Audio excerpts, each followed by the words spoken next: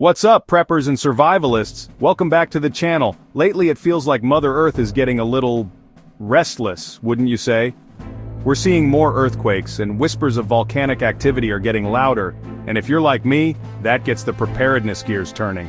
Today, we're diving deep into a potentially catastrophic threat right here in our backyard: US volcanoes. We're talking about giants like Yellowstone and the volatile history of Mount St. Helens. Could a super eruption happen? What would that even look like? And most importantly, how can you, the prepared individual, survive? Buckle up, because this is crucial information you won't want to miss. Stick around until the end because we'll be revealing some essential preparedness tips you might not have considered. Let's start with the behemoth, Yellowstone National Park. It's known for its incredible geysers and wildlife, but beneath that beauty lies a massive supervolcano. Now, the thought of a Yellowstone eruption often sends shivers down spines, and for good reason. We're not talking about your average volcanic event here. Yellowstone is a caldera, a vast, cauldron-like depression formed by previous colossal eruptions.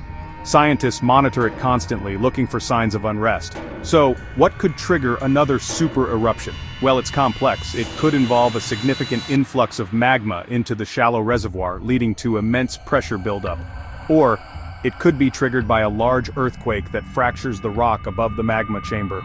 The scale of a Yellowstone super eruption is almost unimaginable. We're talking about thousands of times more powerful than Mount St. Helens. It could blanket a huge portion of the US in ash, disrupting infrastructure, agriculture, and the very air we breathe. The initial blast would be devastating in the immediate vicinity. We're not just talking about a little dust. We're talking about a volcanic winter that could plunge the world into a new ice age for years, a thick blanket of ash that would crush homes and cripple our entire infrastructure, and the total collapse of our food supply. Now, before panic sets in, it's important to understand the likelihood. Scientists agree that while another super eruption is possible, it's not considered imminent.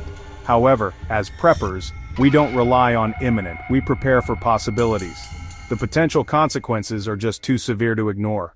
Next, let's look at a more recent example of the destructive power of US volcanoes, Mount St. Helens. Its 1980 eruption was a stark reminder that these geological forces are very real. Unlike Yellowstone's potential for a super eruption, Mount St. Helens is known for its explosive but smaller-scale eruptions. The 1980 event was triggered by a landslide, which uncorked the pressurized magma within. It resulted in a massive lateral blast, widespread ashfall, and lahars, dangerous mudflows. While a Mount St. Helens-type eruption wouldn't have the continent-wide impact of a Yellowstone super eruption, it would still be catastrophic for the surrounding regions. Ashfall can collapse roofs, contaminate water supplies, and cripple transportation. Lahars can wipe out entire communities and river valleys. The ash cloud from the 1980 eruption shot 15 miles into the atmosphere, blanketing over 22,000 square miles across Washington, Idaho, and parts of Montana. The key takeaway here is that different US volcanoes pose different types of threats.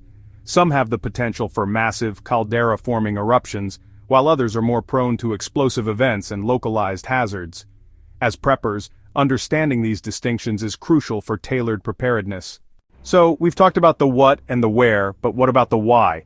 What could actually trigger a super eruption from a volcano like Yellowstone? While scientists are still studying these complex systems, here are some potential triggers.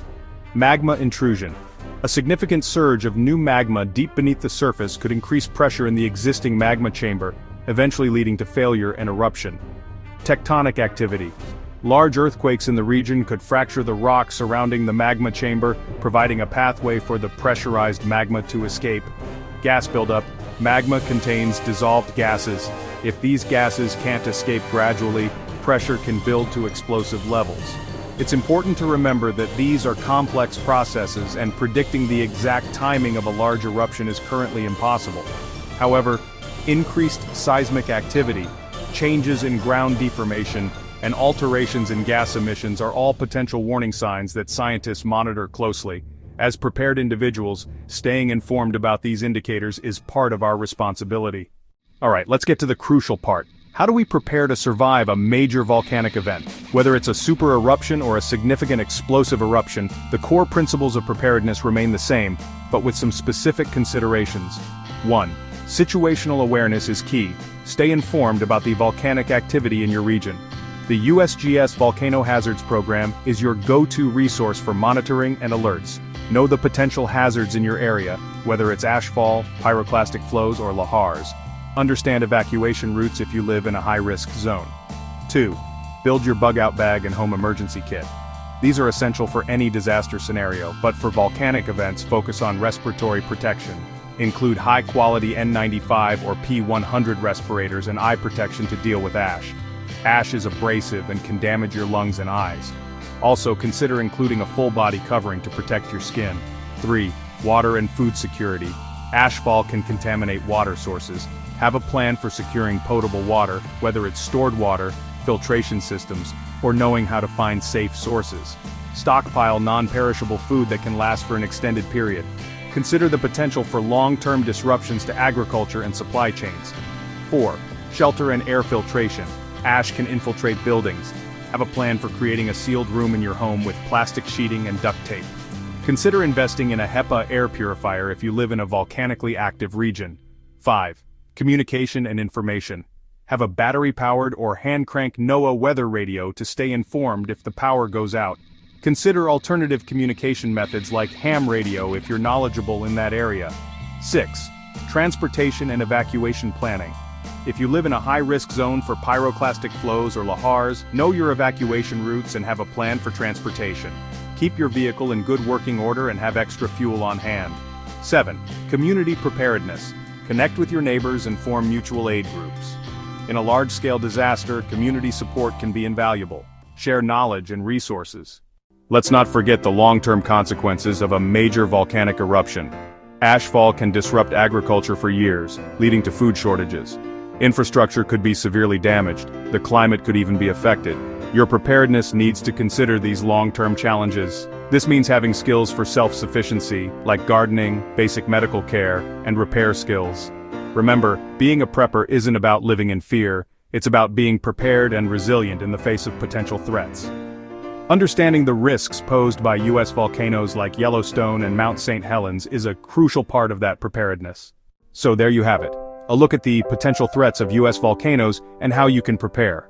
While the chances of a catastrophic eruption in the immediate future might be low, the potential consequences are too significant to ignore. By staying informed, building your preparedness supplies and having a solid plan, you can significantly increase your chances of survival and resilience. What are your thoughts on volcanic preparedness? Let us know in the comments below. Don't forget to like this video, subscribe for more crucial preparedness information, and hit that notification bell so you don't miss our next video. Stay vigilant, stay prepared, and we'll see you in the next one.